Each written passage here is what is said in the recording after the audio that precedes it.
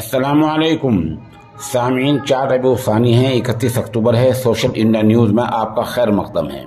खबर का उन्वान है, तब्दीली मजहब धर्म परिवर्तन मामले में 7 गिरफ्तार, 3 फरार, इनमें से 4 का रिमांड भी लिया गया था। खबर थोड़ी तफसील से सुनिए।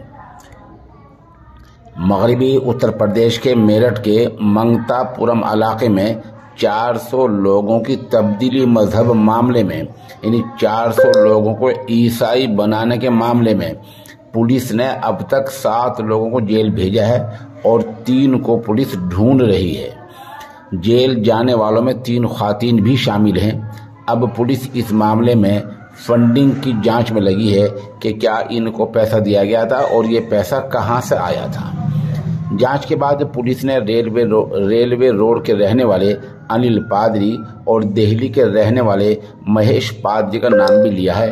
पुलिस इनको पकड़ने के लिए दिल्ली में छापेमार कार्रवाई कर रही है। खबर बोले जाने तक ये लोग पुलिस के हाथ नहीं आए हैं। एसपी शहर पीयूष सिंह ने सहाफियों को बताया कि अनिल और महेश पादरी इस पूरे वाक़े के असल साजिशी हैं। इन दोनों ने ही साजिश की है।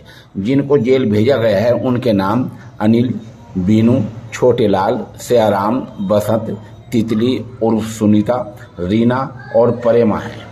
ये सभी मंगतापुरम की झुग्गी झोंपड़ियों में रहते हैं। इन सब को ईसाई मजहब में शामिल